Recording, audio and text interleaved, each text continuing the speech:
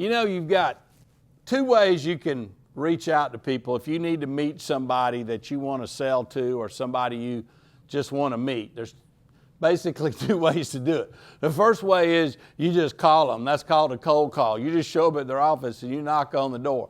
Well, nobody loves cold calling, and the reason why we don't like it is because somebody could say, no, get out of my office, I don't want to talk to you. So people hate cold calling.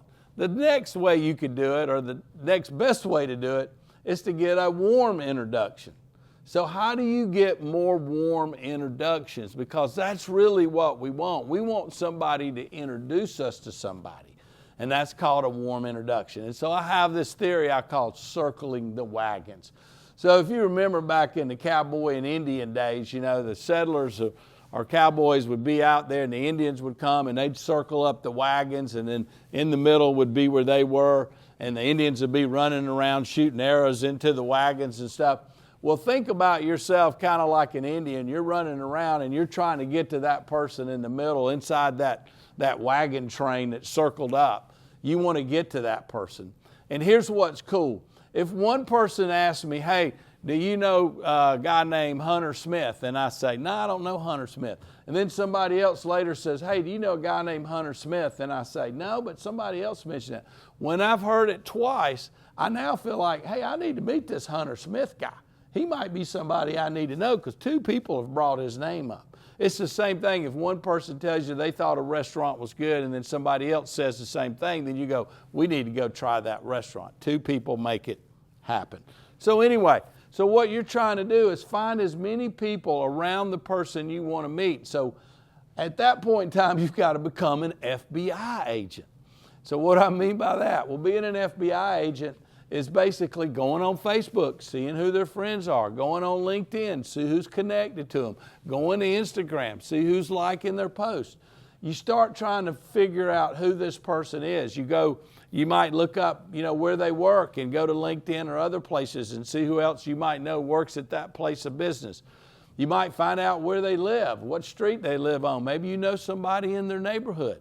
So the whole idea is that you want to start trying to ask people that may know this person you want to meet, hey, do you know Hunter Smith? I'd really like to know Hunter Smith. And they go, yeah, he's my neighbor. Or, yeah, he's my boss. Or, yeah, he works in the other department. Man, I'd really like to meet him. They'll go, okay, let me see if I can help you out. Now, if you're Hunter Smith, somebody comes up to you and says, hey, I want you to meet my friend Steve Beecham. Well, I'm busy this week. Yeah, maybe I'll get to him. And then somebody else comes up to him and says, hey, man, you need to meet my friend Steve Beecham. And he goes, the second time I've heard that. Who's this Steve Beecham guy? And that's how you get to know people. That's how you get a warm introduction. That's how you get into somebody and see them.